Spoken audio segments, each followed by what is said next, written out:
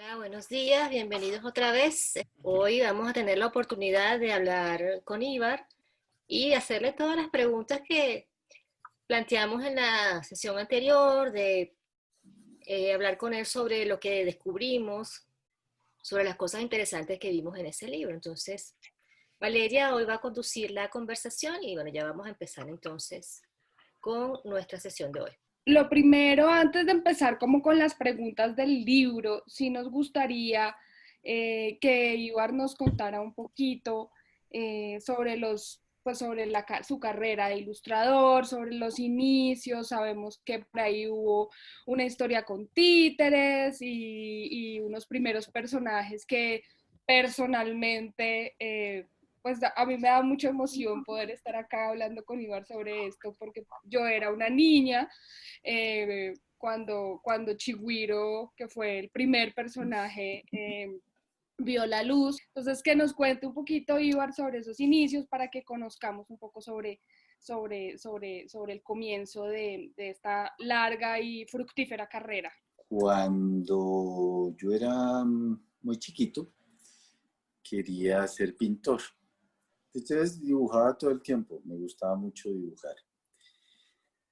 A los 11 años entré a trabajar en un grupo de títeres y entonces en el grupo de títeres yo empecé a diseñar los muñecos, ya los dibujaba, pero después también los construía, después dibujaba los escenarios y con los títeres aprendí muchas cosas. Entre otras, tuve la oportunidad de leer muchos, pero muchísimos de los libros que se estaban haciendo en otros países, que eran libros para niños.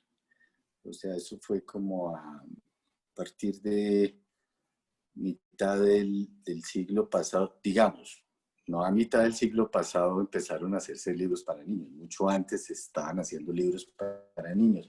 Pero digamos que la nueva literatura para niños empezó a tener mucho auge en esos años, a partir del 60, 62, empezó a haber muchos escritores e ilustradores europeos, norteamericanos, y yo tuve la oportunidad de conocer toda esa literatura. Entonces digamos que entre querer pintar, el mundo de los títeres y conocer mucha de esa literatura, tuve la oportunidad de empezar a trabajar como ilustrador. Entonces ilustraba libros de texto y después me pidieron que hiciera un libro con un personaje que preferiblemente fuera de la fauna colombiana, que ojalá estuviera en peligro de extinción, y pues ahí apareció el chigüiro. Cuando yo hice el chigüiro, que esto estamos hablando del año 84, 85, los chigüiros no eran tan conocidos, estaban en vías de extinción, y luego descubrieron que, bueno, ellos se reproducían muy fácilmente, que se podían hacer cultivos de chigüiros.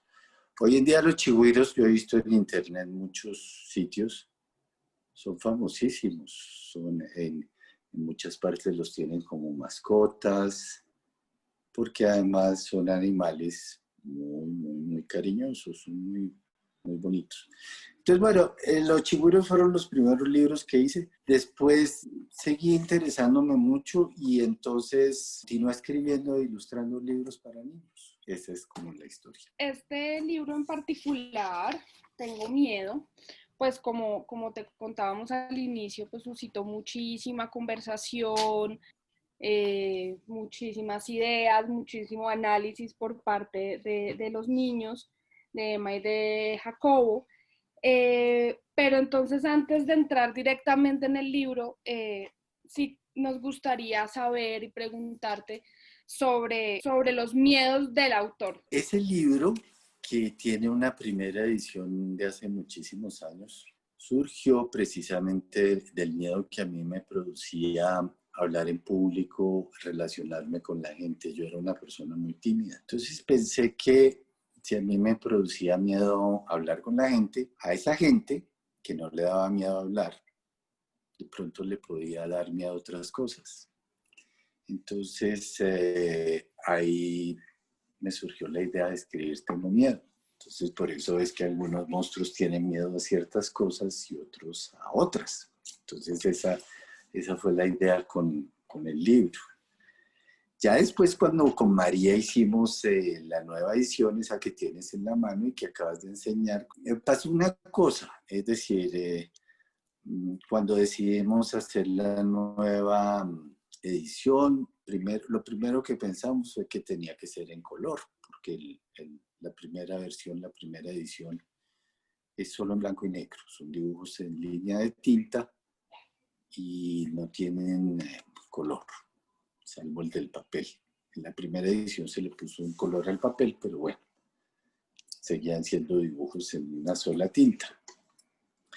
Ya cuando hicimos esta de color, pasó una cosa que es inevitable. Como persona que dibuja, siempre pues tiene la tendencia a ser muy observador de las cosas que suceden a su alrededor. Y como a veces, no a veces, sino hace mucho tiempo suceden cosas un poco dolorosas y tristes en nuestro país, en la medida en que fui dibujando, esas cosas aparecieron en los dibujos. Fue inevitable. Con María nos pareció bien que eso fuera así, que apareciera en esa nueva versión, en los dibujos, un relato de las cosas tan tristes que suceden.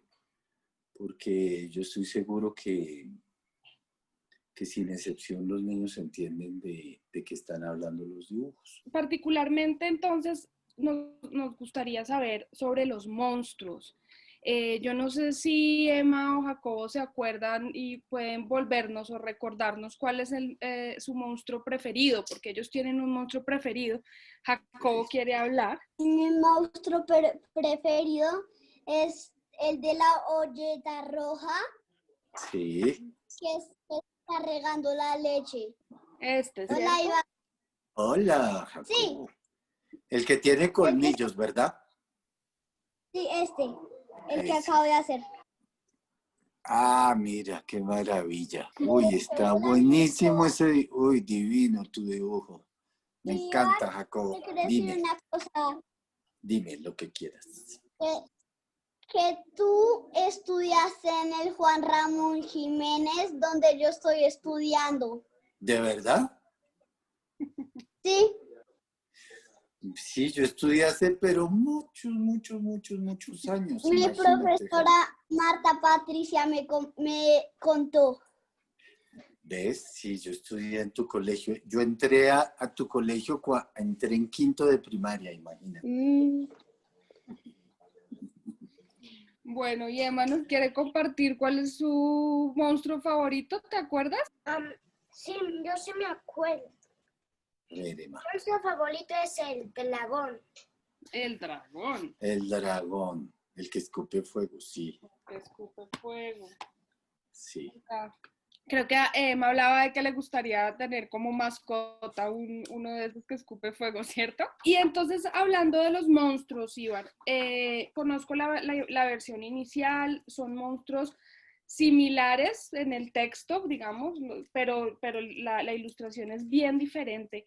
Entonces, cada monstruo de dónde sale, o sea, cómo es esa inspiración, de dónde salen esas ideas para construir cada uno de los monstruos. Jacobo, por ejemplo, se dio cuenta de los objetos que estaban en la habitación de Eusebio, que terminan después siendo como parte de la ilustración del monstruo. ¿Cómo fue ese proceso de creación de cada uno de esos personajes, de esos monstruos? Pero mira, realmente eso no es una idea mía. Te voy a explicar por qué. Realmente cuando se hace un libro para niños, cuando se tiene una intención muy respetuosa de hacer un libro para niños, el trabajo no lo hace solo el autor. Lo hace el autor en compañía de un grupo muy numeroso de personas que aportan su opinión. ¿Qué fue lo que pasó con Tengo Miedo? Tengo Miedo se vendieron los derechos a otro país y los directores de arte de esas editoriales hacían propuestas de ideas. Entonces, en una de las propuestas, un director de arte dijo, mira, yo quiero que los monstruos surjan de cosas que hay en la habitación, en el cuarto de Eusebio. Entonces, realmente eso no es una idea mía. Y después me dijo, y me gustaría que esos monstruos estén todo el tiempo como en grupo. Es decir, que no estén solitos, porque en el Tengo Miedo original va apareciendo cada monstruo solito. Aquí la idea era que los monstruos estuvieran en un grupo, como que fueran un grupo de amigos malos, malos entre comillas. Entonces, eso es una idea realmente que no es mía. Lo que pasa es que al hacer esta nueva edición, pues sí es mío lo que está en el cuarto de ese Eusebio, en ese entorno que es una casita de campo donde tiene sus cosas, la escoba para barrer su cuarto, sus cosas, la olleta en la que calentará su agua de panela, los bananos, la piña, etcétera. Son las cosas que tiene Eusebio para su diario vivir. ¿Y cuál fue, hablando de esa diferencia entre, o esa primera versión y la segunda, de dónde surgió específicamente la idea, de quién, en qué momento de hacer una segunda versión de Tengo Miedo? Yo recuerdo cuando salió, o cuando yo la conocí, yo me sorprendí, dije, uy, ¿qué pasó? Me cambiaron todo, porque claro, yo como niña que había conocido la primera versión, es lo que uno se aferra a la primera, a lo primero que conoció, y cuando se lo cambian fue como así, ¿qué pasó?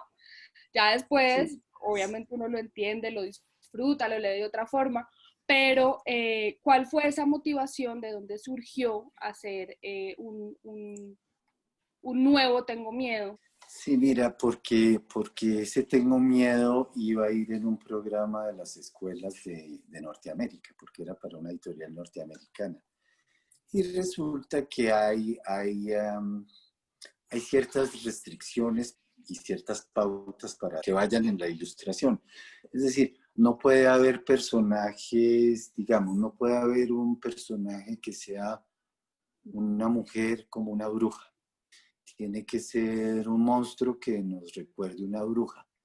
Y ahí vale la pena decir que en eso el texto, y perdón la inmodestia, en eso el texto es acertado, porque los que vuelan en escoba y en la nariz tienen una verruga, está hablando de la bruja sin mencionar la bruja, ¿me entiendes? Entonces, el texto permitía esa flexibilidad en cuanto a la imagen. Entonces, los que vuelan en escoba y en la nariz tienen una verruga, pues puede ser un monstruo X que sea representado de esa manera. No tiene que ser necesariamente una mujer como una bruja. Entiendo que es como una exigencia de lo políticamente correcto.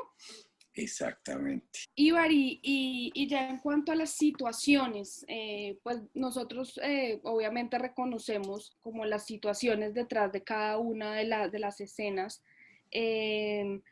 pero no sé si hay como algún momento específico o situaciones específicas que hayan inspirado cualquiera de las situaciones. Por ejemplo, la primera de los monstruos que tienen cuernos.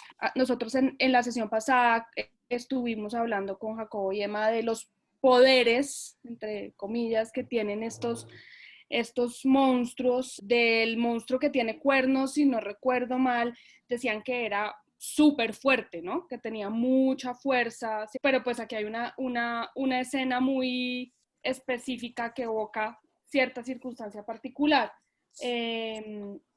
Aquí incluso en el de los transparentes, también hablamos que podría Sí. ser como una causa natural, como de un desastre natural. En fin, ¿qué hay detrás de cada una de esas situaciones que te llevó pues como a elegir esa ilustración específica?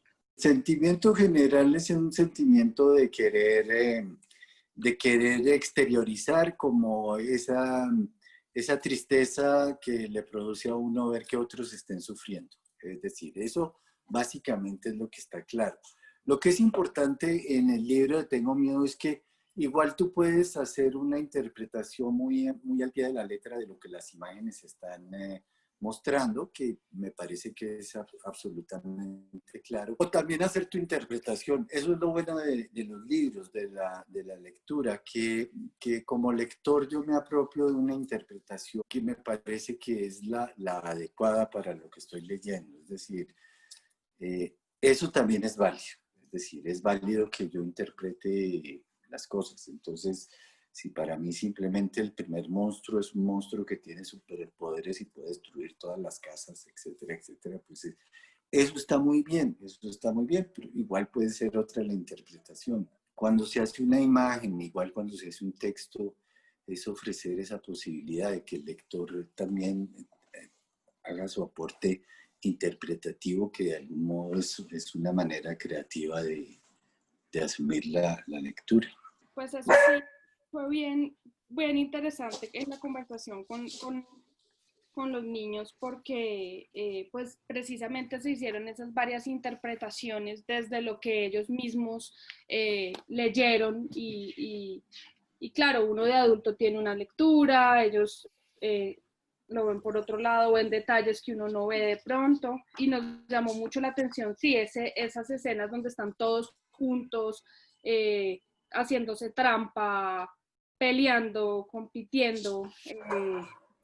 Por ejemplo, la escena donde le meten gol al monstruo transparente, pero como ponen al arquero, a ese arquero, ¿no? Evidentemente va a ser un pésimo arquero. También hubo una escena que nos llamó mucho la atención, ¿cierto? Emma y Jacobo, ellos tenían unas teorías y es porque Sí. esta pared no está en la casa, ¿no? Porque nos llamó la atención. Entonces, no sé, Emma, si tú te acuerdas qué fue lo que le dijiste, que por qué no está esa pared, ¿quieres contar? Dale. Tengo dos cosas, que es que alguno de los monstruos le cogió un tenedor al monstruo que tiene los tenedores gigantes en la cabeza, hizo una cosa ahí, lo convirtió como en un bisturí, en el tenedor, y hizo un corte ahí perfecto en la pared, o es para hacer como que se ve que estaban adentro y luego salieron. Mis dos teorías. Tus dos teorías son válidas, Emma. Las dos son muy buenas. Me gustan las dos. No había pensado en la del monstruo con los tenedores, pero la verdad me gusta. Y la otra es también dejar que darte a ti como lector superpoderes para que veas a través de la pared y veas lo que está pasando en el cuarto de Eusebio, por ejemplo. Y Jacobo tenía otra idea, ¿cierto? El monstruo transparente se había estrellado con esa pared y la había hecho transparente porque el monstruo transparente es transparente. Eso también está muy buena, me encanta. ¿Tú nos regalas tu explicación o la dejamos así? Mi explicación es más adulta, más enredada y más complicada, pero bueno, ahí va. Es decir, es un poco haciendo alusión a los libros, a las ilustraciones medievales, en las que se puede ver adentro lo que está pasando e igual simultáneamente lo que sucede afuera. Esa es como mi explicación. Otra cosa en la que nos fijamos mucho fue en como la diferencia entre esta escena en la que Eusebio sale en la noche con mucho miedo a buscar a Ananías. Nos fijamos en los árboles, entonces decían que de pronto era invierno o que de pronto había habido un ventarrón y se había llevado todas las hojas. Nos preguntamos que si Eusebio era un niño o era un adulto. Llegamos a la conclusión de que era un niño, una de las pistas fue su osito. Nos fuimos al final, cuando ya Eusebio está más tranquilo, después de todo lo que le cuentan a Ananías, y pues llegamos a esta ilustración con otros colores. Entonces, pues queríamos como que nos contaras un poquito esa intención en la ilustración de transmitir esa atmósfera que de verdad sentimos como lectores. Al principio sentíamos esa angustia y ese miedo y ese terror y al final, pues bueno, sí, sí se siente un poco de la tranquilidad y los niños dijeron como sí, ya se ve que está más tranquilo y que puede volver a su casa sin problema. Y mira, es que es de noche, él está solito, por lo menos a mí me pasaba. Cuando era niño y entonces de noche sentía miedo, pues iba y buscaba a mi papá, a mi mamá. Eusebio no tiene eso, eso está claro en el libro. Entonces, ¿qué hace? Pues busca un amigo que le pueda ayudar en ese momento. Entonces, la idea es que él está con el amigo y están hablando de este tema de los monstruos y de pronto cuando el amigo le explica por qué los monstruos no pueden vivir tranquilos también, entonces ya acabó la conversación, ya es de día y las cosas son mucho más tranquilas, está la luz del día, está el sol, está la paz. Y además también piensa una cosa, yo a veces he tenido oportunidad de pasar solo noches en el campo. Y el campo, si tú no eres de ahí, si tú no has crecido en el campo, si no has vivido ahí, como persona que vive en la ciudad, cuando estás pasando una noche solo en el campo, es muy, muy asustador porque es muy sobrecogedor. El silencio, la oscuridad, los pequeños ruiditos que no puedes identificar porque, vuelvo y repito, no eres nativo del campo. Entonces, sientes mucho, mucho miedo. Entonces yo quería transmitir un poco eso de la noche, la oscuridad, el miedo que puede sentir un niño que está solito, ¿no? Yo tengo dos preguntas sobre la escena donde sale de noche corriendo a la casa de Ananías. Mi primera pregunta, sí, la pregunta es si le daría más miedo salir de noche solo con frío a que quedarse a la casa caliente, calientito, que puede prender la luz, que esté en un lugar que conoce. Esa es una de mis preguntas. Y la otra ya se me olvidó. Y como él está solito, tienen una vela. ¿Mm? Y las velas pues dan una luz, pero dan una luz muy, muy, muy poquita. Como Eusebio solo está sintiendo mucho miedo, quizás se sienta mejor y sea capaz de superar todo el miedo que le da salir corriendo de noche por el medio del bosque y los árboles a buscar a su amigo porque se va a sentir mejor si está acompañado de un amigo. ¿Ves? Yo creo que todos en este país tenemos mucho miedo. Mm. Nosotros aquí en esta sesión tenemos miedo. Mm. Miedo de hablar más directamente de lo que ocurre, de la violencia, del desalojo, de la guerra. Ibar ahí medio lo mencionó por encimita, pero fue una alusión muy. Nos da miedo hablar con los niños sobre esto, pero yo creo y me gustaría de pronto saber ellos qué piensan, porque igual ven televisión, ven los noticieros, saben lo que está ocurriendo en la ciudad en este instante, saben que esos monstruos siguen ahí, a pesar de que los monstruos también tengan miedo, pues también siguen ahí. Entonces, yo me pregunto, ¿es este un momento o no adecuado para hablar sobre lo que habla el libro realmente? Porque el libro habla es eso. Yo pienso que sí, y además el libro también tiene la intención de hacer énfasis en una cosa.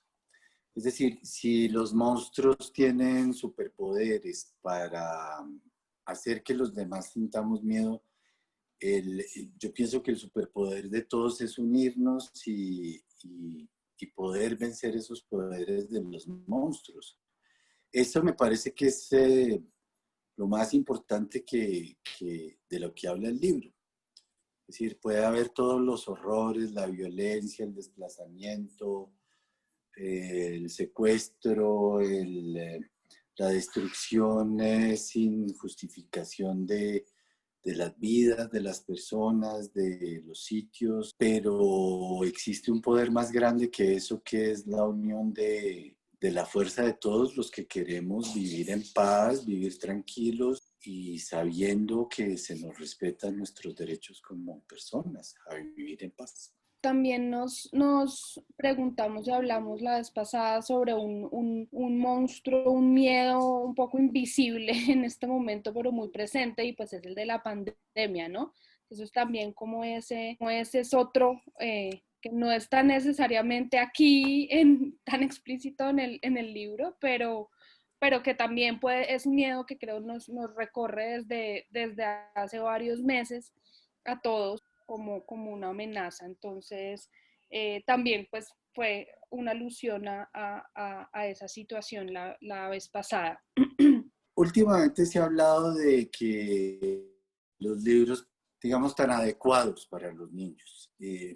Y yo he dicho una cosa insistentemente, es decir, el arte, la literatura, solamente tienen 3 temas a saber, que son la vida, el amor y la muerte. Y eso, igual sean libros para niños, sean libros para adultos, son temas que están ahí, que son universales y que se deben tocar siempre. Bueno, yo quisiera, si Ibar me permite, mostrarles unos bocetos iniciales del trabajo de Tengo Miedo, que también indican que Ibar lo que quería hacer no era otra cosa que ponerle color y darle más protagonismo a las imágenes en este libro. O sea, este libro son 3 libros, que son las historias de Eusebio, que son que es Tengo Miedo, Torta de Cumpleaños y Garabato es el último.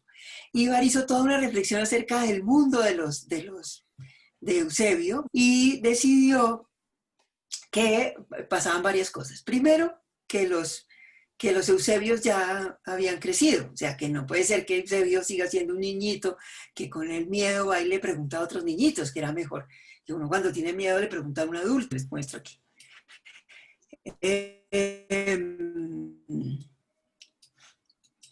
Cuando Ibar hizo el recorrido, la idea era ponerle, bueno, además de estos los personajes que les estaba mostrando, que se los voy a mostrar aquí. O sea, Eusebio se quedó siendo un niño, un gatito niño, pero sus otros personajes iban a ser unos adultos, más bien bastante adultos, más bien viejitos y achacosos, los amigos de toda la vida de Eusebio. Sí, porque, a ver, María, ahí es importante decir algo, y es que en los libros para niños circunscribir que los niños siempre tienen papá y mamá, ojalá fuera así, eso es lo ideal.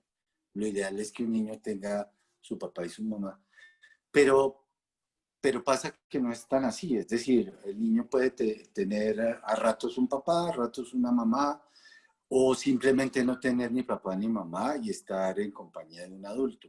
Eso pasa mucho, mucho. Entonces es importante que Eusebio tonifique ese niño que son todos los niños, que tiene la posibilidad de tener o no un adulto que lo acompañe, que esté con él. Bueno, entonces, de todas maneras, estos eran sus amigos, nunca dijo. Sí, exacto. Y los monstruos, estos son los primeros bocetos de los monstruos empezaron a ser, sí, construidos, como decía Jacobo, con los elementos que estaban en la habitación, pero era como, fíjense, ese dragón no es tan miedoso como el final, es más bien como un peluche más también, como el peluche que tiene Eusebio a los pies de su cama. Y eran unos monstruos muy simpáticos y muy divertidos, muy tranquilos, eran más chistosos que miedosos, la verdad. Pero empezó a pasar esto, ¿qué pasa? Que Ibar no es ajeno a lo que está pasando. Y cuando obviamente empezó a representar lo que hacían los monstruos, este es el primer dragón, ahí está el segundo dragón que era un poco más fuerte, y finalmente el tercero, que es absolutamente arrollador, que se come el fuego, se come todo el universo, los personajes salen absolutamente aterrados, y esto empezó a ser bastante aterrador. Ahí fue cuando Ibar decidió que llegó un día, donde estábamos Silvia y yo, dijo, no podemos hacer no podemos hacer este libro porque si me salieron todas estas cosas monstruosas que está pasando. Obviamente un artista vive en el mundo y estas cosas se pegan y empiezan a surgir en su obra. Y ahí lo apoyamos, decimos que estas cosas tenían que salir, tenían que ser contadas y tenían que ser contadas como son en realidad. No podíamos seguir pensando que esos monstruos tan terribles, que hacían estas cosas tan terribles, salieran después a lavarse los dientes. Aquí está la última que les quería mostrar, que es esta imagen, no sé si la alcanzan a ver porque está muy pequeñita en mi pantalla. Eusebio, después de regresar, porque esto después no lo pusimos tan así, pero es lo que iba a pasar. Después Eusebio viene esa primera experiencia y vuelve a su pueblo donde están todos sus amigos adultos y empiezan de día a suceder las otras historias. Bueno, pues yo quisiera entonces escuchar a los participantes, Emma y después Jacob. Yo tengo una pregunta de los bocetos o dibujos que acabamos de ver, que si los bocetos los haces con lápiz o con lapicero o con qué. Principalmente con lápiz, Emma. Pero hace muchas cosas. Ibar dibuja con todo lo que encuentra en la mano. Emma. Él no dibuja solamente, él no tiene un lápiz especial. Él te agarra cualquier cosa que tiene al lado y dibuja, porque él está todo el día dibujando. Entonces, a veces su lápiz más bonito y especial no está a la mano, entonces dibuja con el lápiz que tiene. E incluso, ahí hay algunos que son con esfero, tienes razón. Sí, ahí hay algunos que son con bolígrafos, sí. Yo quería hacer un comentario sobre la pregunta de Silvia. Y es que pues cada vez que abrimos el libro, pues cada vez que abrimos un libro y lo leemos una vez más, encontramos cosas diferentes y hacemos interpretaciones distintas o descubrimos detalles que no habíamos visto en las otras lecturas. Y creo que con este va a pasar que a lo largo del crecimiento, por ejemplo, de Jacobo, cada vez que lo vuelva a mirar, y en compañía mía de pronto también, pues seguramente van a aparecer preguntas y respuestas sobre esas cosas que están detrás y que de repente para ellos en el mundo de la imaginación no son tan evidentes como si lo son para nosotros, que nos impactan esas imágenes como adultos porque conocemos la historia de nuestro país. Entonces está chévere que en unos años o en un tiempo cuando Jacobo empiece a hacerme preguntas sobre ese monstruo invisible, que para mí es el más asustador de todos, seguramente yo pueda explicarle con más tranquilidad que ese monstruo invisible se manifiesta de muchas formas y que esta del desplazamiento es una que existe y que es real y que la hemos palpado.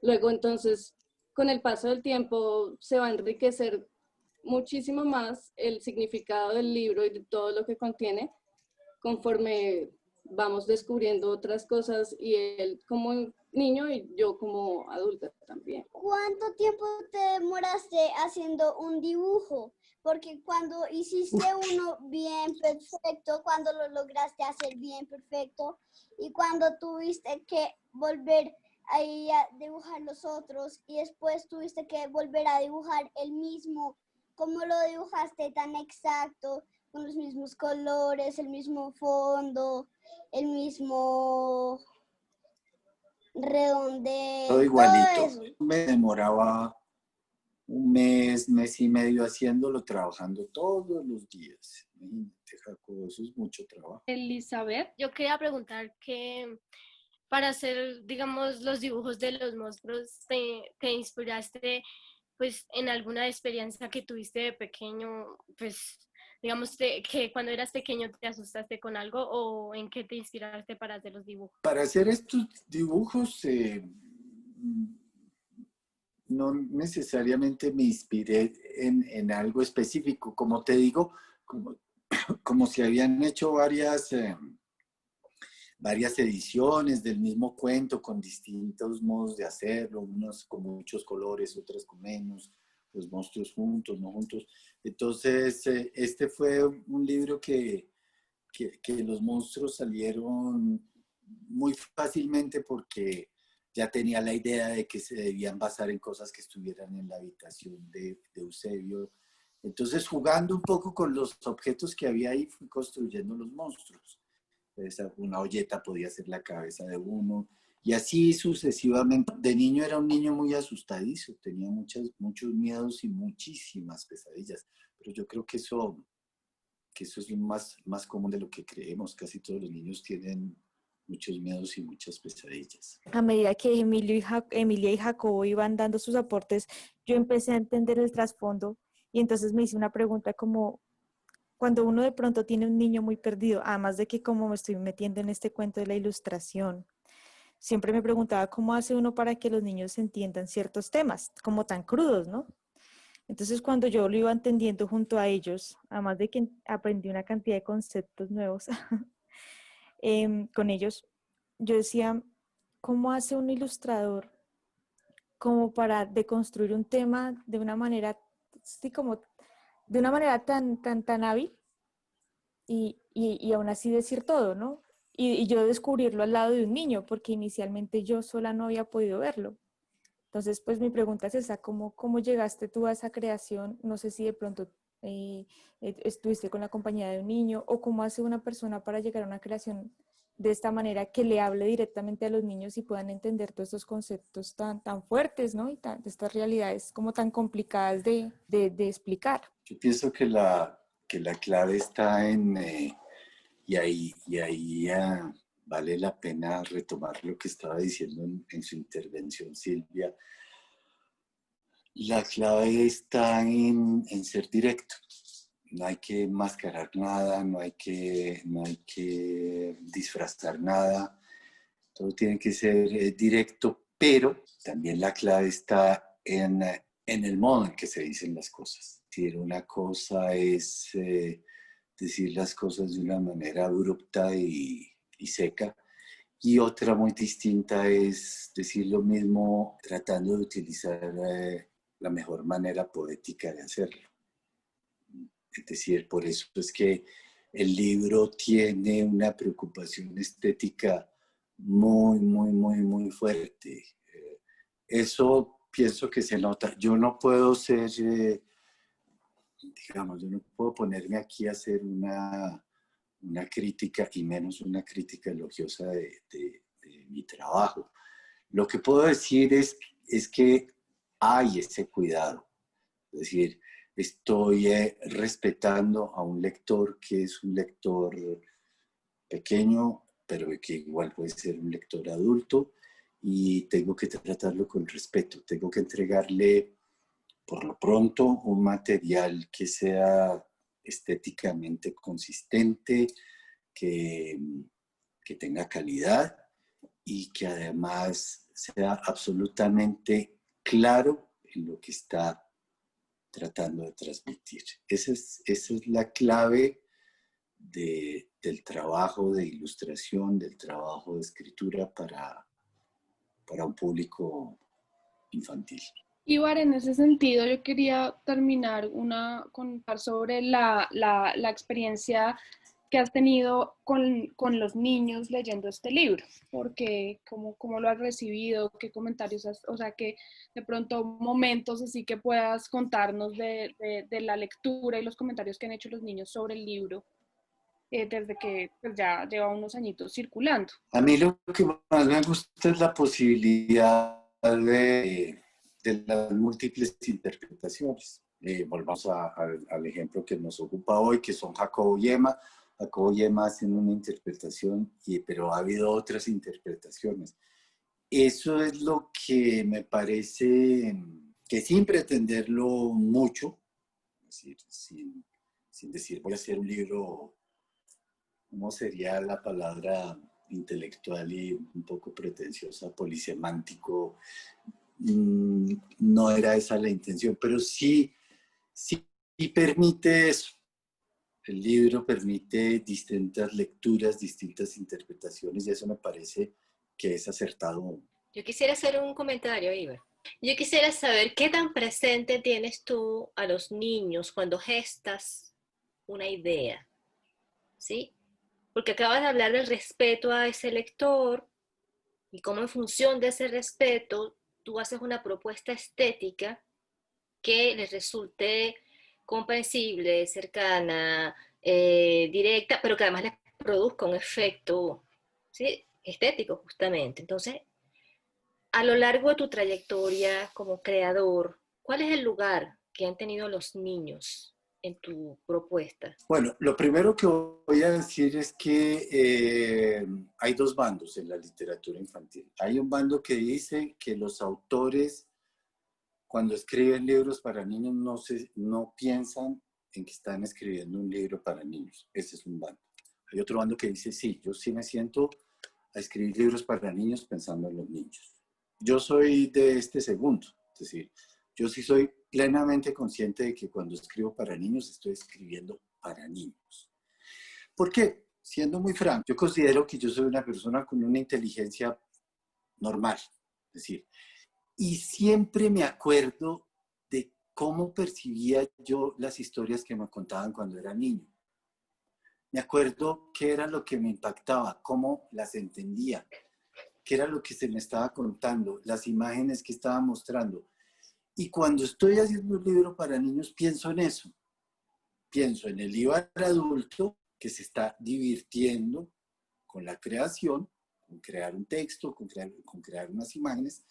Y me acuerdo también del Ibar cuando era niño, porque yo tampoco soy de esos autores infantiles que dice que todavía son niño y que tengo un niño interior muy vivo. Esas cosas a mí me parecen bastante cursis y, con perdón de quien considere que son válidas, para mí no lo son. Es decir, pues yo no me considero un niño. Es decir, yo soy una persona adulta que tiene una fuerte memoria emocional de lo que sentía cuando se me leían historias, lo que a mí me producía. Entonces trato de, cuando estoy creando un libro para niños, de pensar en hecho.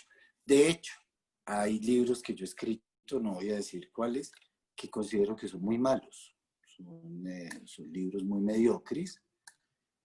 Y esos libros precisamente los hice no recordando esa parte emocional del Ibar que disfrutaba con una historia, sino pensando en el adulto,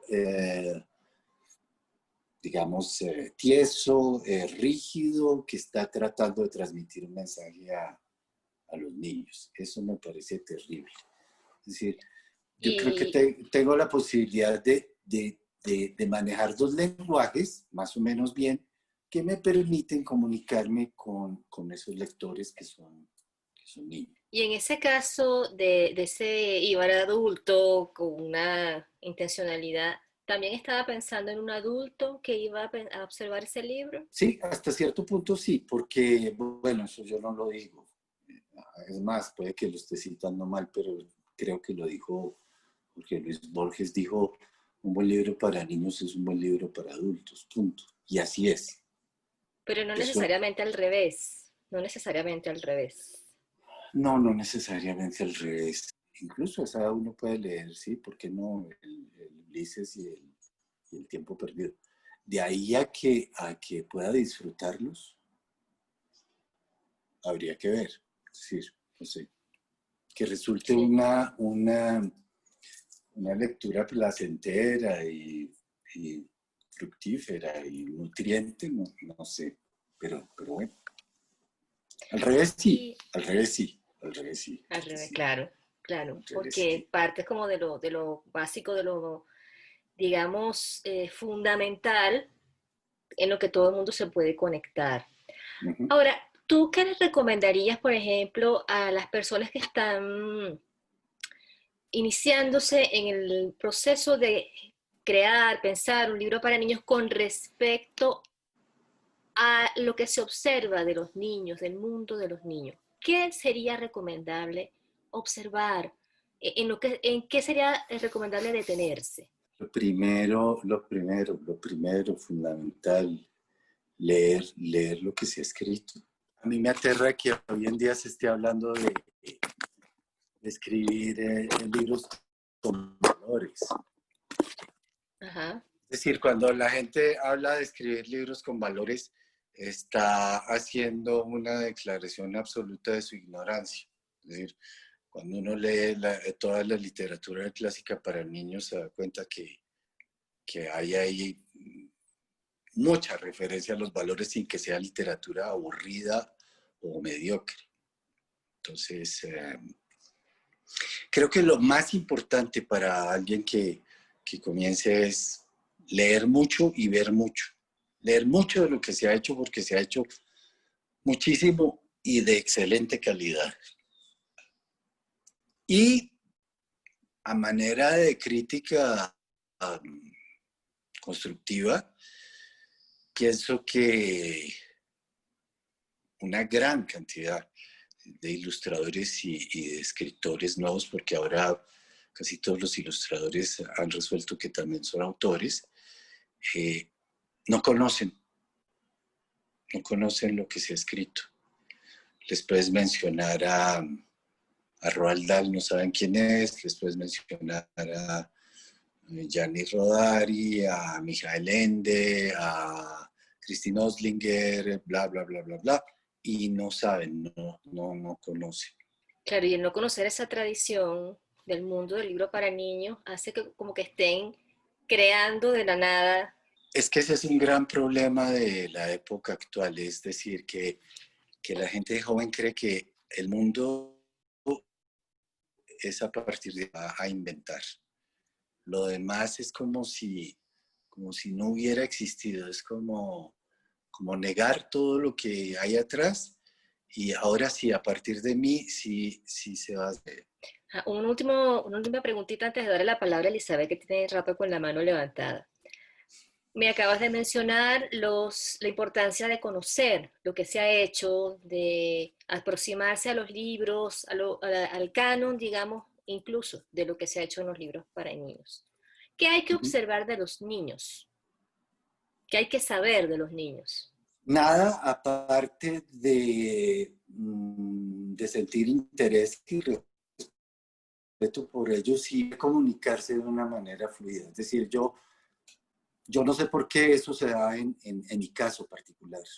Es decir, yo puedo hablar con los niños y entender muchas cosas y comprender que muchos de los miedos que sienten los niños, que son muchos y que existen en todos, son una cosa tan, digamos, como tan sobrecogedora, que abarca tanto en la vida de ellos y que en un momento dado es tan enorme que resulta hasta casi abstracta e indefinible, pues es poder dialogar con ellos para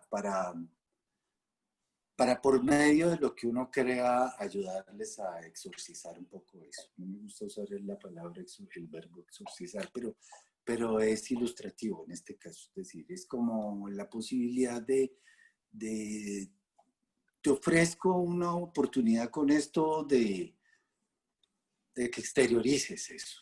Es decir, toda tu angustia, porque es que los niños no son seres felices. Los niños tienen elementos que los hacen más fuertes ante la angustia, pero un niño no es un ser feliz. Esa imagen del niño feliz es una imagen muy falsa que se pretende ahora construir.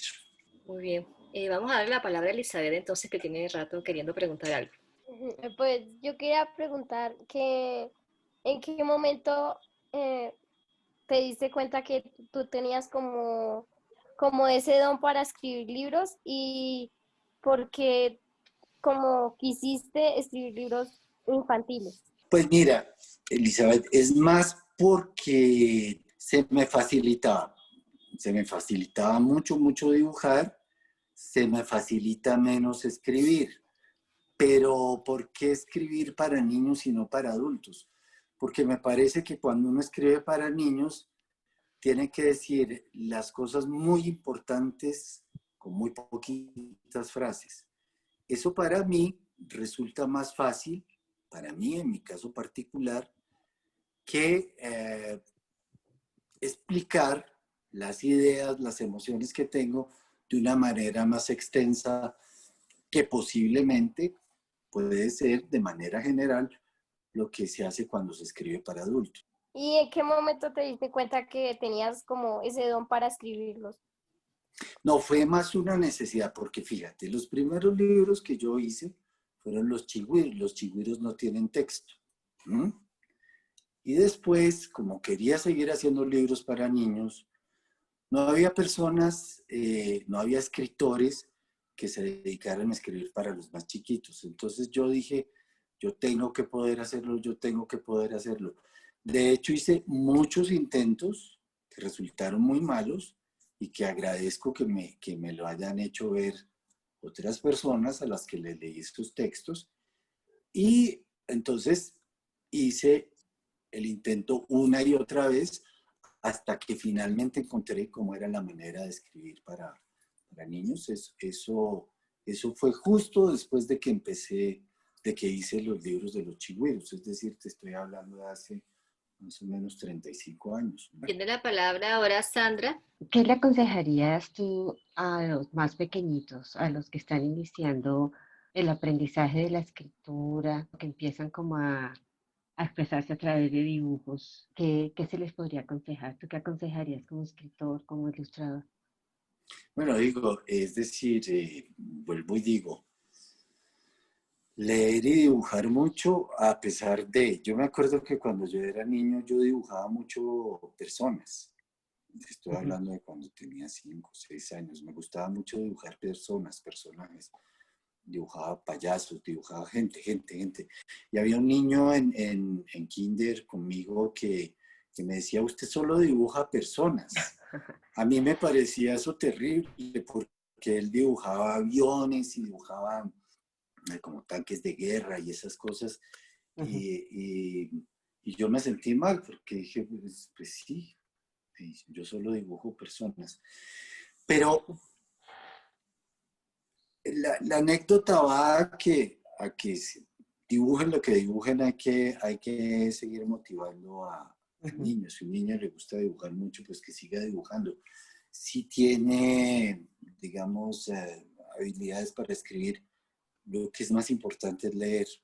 Yo creo que leer es más importante. Siempre vuelvo y digo, yo tengo como unos tópicos que siempre en estas conversaciones los toco, y es que, digo, leer y escribir son dos herramientas fundamentales para la vida de cualquier ser humano. Básicamente, no porque yo al escribir me vaya a convertir en un escritor, sino porque escribir es una herramienta que permite defender mis ideas, Claro, empodera. permite ponerlas, consignarlas de una manera clara y eficiente para convencer a quien esté tratando de vulnerar mis derechos. Leer es importante porque me ayuda a pensar, a poner en orden mis ideas, a entender, a interpretar. Por eso es importante. Uno no le dice a la gente que escriba para que se vuelva escritor, ni que lea para que sea una persona más inteligente. No, es porque también, digamos, bueno, sí, se puede volver escritor, se puede volver una persona más inteligente, no sabemos. Pero es básicamente por eso, porque son herramientas que sirven para defender mis ideas, para defender mis derechos. Para empoderar. Listo, gracias. Es que me acaba de surgir una inquietud así bastante amplia, y es frente a lo que decías, y es, sí, digamos que yo sí doy la razón ahí, desde mi experiencia personal, ¿no?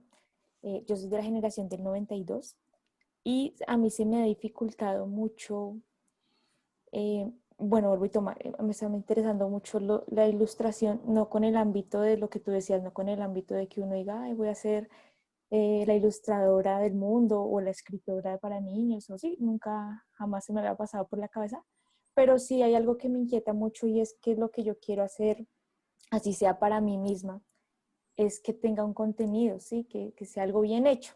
Entonces ahorita que tú decías lo de, digamos que lo de las generaciones jóvenes, de que lo quieren fácil y de que, bueno, yo te escuchaba y decía, sí es cierto, pero me preocupaba un poco porque yo decía, pero es cierto porque no hemos tenido como una ruta de navegación, o sea, no hemos tenido como un foco que uno diga, sí, digamos, por ejemplo, estudiando sin ganas de satanizar nada, estudiando ingeniería industrial, pues tú pierdes el foco. Sí, tú tienes otras visiones, no te da el tiempo de, digamos, de leer ciertos autores. Digamos, personalmente yo quiero retomar la ilustración y experimentar esto por mi niñez, porque yo de pequeña lo hacía mucho y no sé en qué momento desapareció. Pero ahorita que te escuché yo decía, bueno, tú podrías de pronto darme algunos autores para empezar a leer, para empezar a conocer, porque realmente uno no sabe de dónde empezar y no sabe tampoco. O sea, no sabe por dónde empezar y no sabría sobre qué referente y no sabría ni inclusive qué referentes existen. Entonces de pronto a veces uno corre y hace el error de empezar de la nada y pues hay mucha gente que sí, lo que tú dices se queda ahí porque pues considero que era lo correcto, pero personalmente yo sí quisiera como tener muchos referentes y poder construir desde allí. Entonces no sé si tú podrías brindarme alguna ruta de navegación que aconsejes o algo, pues porque realmente yo me siento que estoy parada en la nada. Y de todas maneras quiero agradecer estos espacios porque en estos 2 libros que han tratado, que he podido apreciar, Sí. Somos iguales y tengo miedo, he aprendido un montón de cosas, he conocido una cantidad de miradas y también quiero agradecerles a Babel por estos espacios, pero pues aprovecho, pero me gustaría, no sé si tuvieras alguna ruta de navegación que me pudieras Mira, brindar. es muy sencillo porque veo que realmente, o sea, lo siento como muy genuinamente, hay un interés. Yo pienso que caíste en el lugar adecuado porque Babel es una fuente de todo eso que puedes consultar. Es decir, Babel no solo tiene la librería, que es una muy buena librería con un material excelente, sino que además pues tiene su biblioteca. Y ahí leyendo y mirando mucho, estoy seguro que te vas a sentir motivada y vas a empezar a retomar eso. Ojo, mucho ojo con los talleres que se ofrecen, porque actualmente se ha trivializado mucho esto de convertirse en ilustrador y en convertirse en autor. Y como que entonces te ofrecen talleres muy rimbombantes como narrativa de la imagen, de la ilustración, y resulta que es una tontería, es un engañatontos donde vas a perder tu tiempo y tu plata. Es decir, yo creo que si uno realmente tiene un interés genuino en explorar un campo, es leer lo que hay y puedes empezar por Babel, es decir, en Babel hay una cantidad enorme de títulos para niños y para jóvenes que pueden ser de tu interés y que te van a permitir hacer un recorrido a través de mucho de lo que se ha hecho en literatura infantil. Es decir, ese es como es así de sencillo, pero es así de eficiente, igual. Y pienso que si te gusta dibujar, yo creo que cuando uno dibuja está constantemente haciéndolo. No solo en el papel, ahora en la tableta, en el computador, sino aquí en la cabeza. Observar es dibujar. Yo pienso que observar es dibujar. Entonces, bueno, eso es lo que te puedo decir.